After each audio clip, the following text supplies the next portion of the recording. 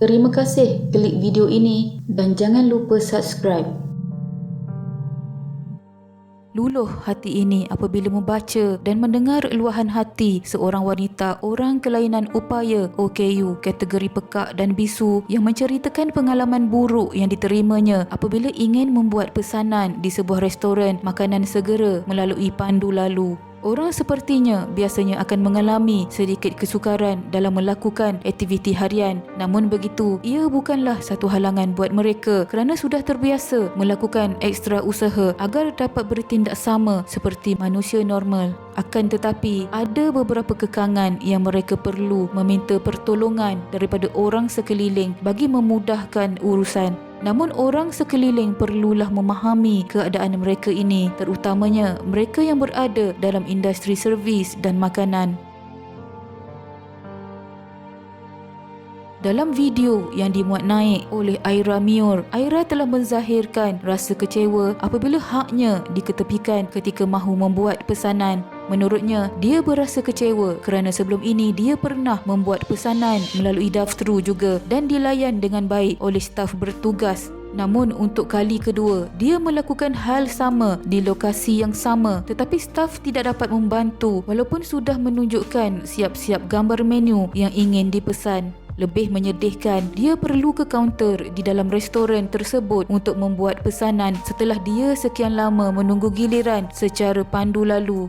Berasa haknya dinafikan, dia tidak masuk semula ke restoran itu kerana benar-benar terkilan dan kecewa atas layanan pekerja kaunter pandu lalu restoran itu dan haknya sebagai pelanggan diingkari apabila berdepan dengan situasi itu.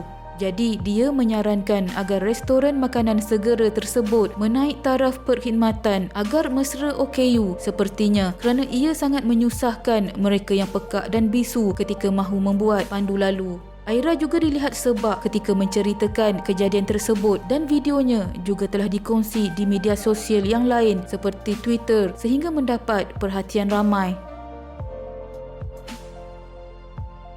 Malangnya ini bukanlah perkara yang luar biasa berlaku dalam masyarakat kita, bahkan di seluruh dunia. Hak mereka ini diragut oleh orang normal yang tidak mengerti kepayahan golongan ini untuk hidup secara normal seperti kita semua. Seperti pengalaman seorang ibu yang juga OKU pekak bernama Gail Hannon di Kanada yang mempunyai sebuah blog menceritakan detik dia cuba membuat pesanan melalui pandu lalu. Menurutnya, bagi orang yang mengalami masalah pendengaran, memesan makanan secara pandu lalu menduduki tempat yang paling tinggi dalam senarai pengalaman yang paling mengecewakan.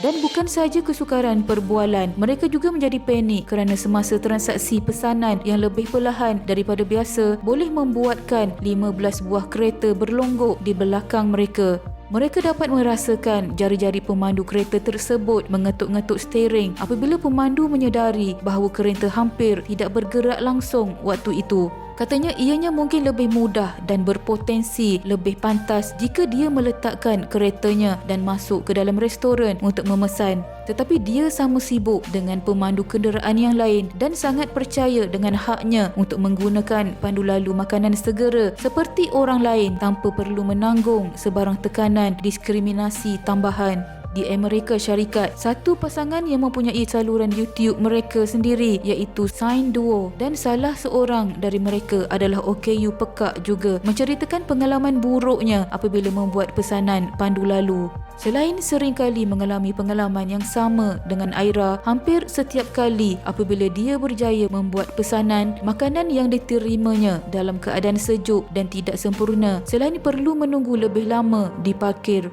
Bahkan dia pernah menunggu sehingga hampir sejam bagi mendapatkan makanan yang dipesannya. Satu pengalaman yang disifatkan sebagai kurang menyenangkan. Di zaman serba canggih ini, pelbagai solusi boleh diambil oleh syarikat yang menyediakan perkhidmatan dalam industri pemakanan. Antaranya adalah memasang sistem di mana pelanggan pandu lalu menekan butang yang memberitahu kaki tangan bahawa mereka menghadapi masalah komunikasi. Pekerja dimaklumkan melalui isyarat dan pelanggan diarahkan untuk menuju ke tertingkap di mana mereka menerima borang untuk menulis pesanan mereka.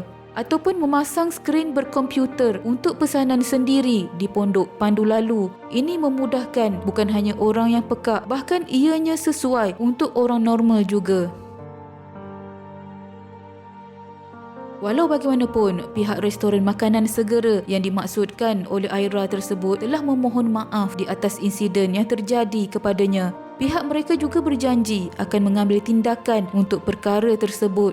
Pengguna media sosial juga turut mengucapkan terima kasih kepada warganet di atas sokongan dan berharap agar bahasa isyarat diajar di sekolah pada masa hadapan. Inilah masanya di zaman yang serba mencabar ini, kita memandang serius masalah yang dihadapi oleh insan yang tidak bernasib baik ini.